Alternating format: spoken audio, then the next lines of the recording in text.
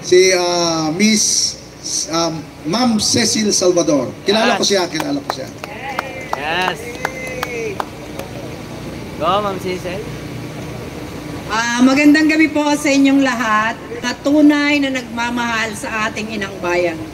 Tuloy-tuloy lang po itong ating pakikipaglaban dahil nakikita po natin kung gaano po nila inaapi, winawalang niya ang ating pinakamamahal na Vice Presidente Sara Duterte.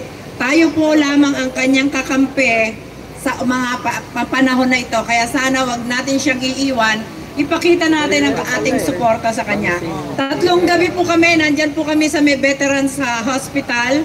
Mamaya dadaan din po ako dahil nandun po yung mga iba pang kasama natin. Pasensya na po kayo, medyo bongga ang suot ko kasi po galing pa po ako sa party. Kaya lang, hindi po ako pwede na lilipas po ang araw na hindi ako dadaan dito para makisa sa ating mga Duterte supporters natin. Kaya mabuhay po tayong lahat. Mabuhay ang ating VP Sara. At mahalin po natin, protektahan, ipagdasal natin ang kaligtasan ng ating mahal na Vice Presidente. At sa ating mahal na Vice Presidente, mahal na mahal ka namin, hindi ka namin iiwan. At hanggang sa huli, kasama mo kami, ang taong bayan, ang kakampi mo, ang mga walang yang politiko, wag mo silang intindihin. Dahil sa huli, dadamputin silang lahat sa kampungan. Mga walang yayan. Ayan. Kung ano po ang ginagawa nating masama sa kapwa natin, babalik din po yan. Yan nga po yung karma. Dahil ang ating pong Vice Presidente, napakaganda ng kanyang puso, iniisip lamang niya ay makatulong sa ating mga kababayan. Tulad ng kanyang amang si Presidente Duterte, sila po ang mga tunay na nagmamahal sa ating mga Pilipino.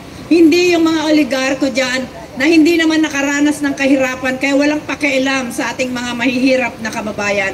Kanina po maaga pa lang nakita ko maraming mahihirap na nagpunta rito, umiiyak sila, naglalabas sila ng kanilang mga damdamin.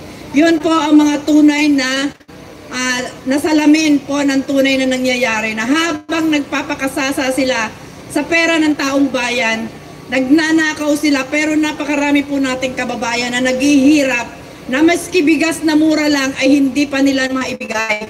Magkano pinako 20 pesos pero 70 pesos po, 60 pesos yung mga mahihirap.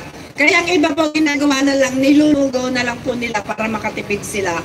Kaya sana po, tayo po, basta po tayo, mahalin natin, ipagdasal natin ang bansang Pilipinas.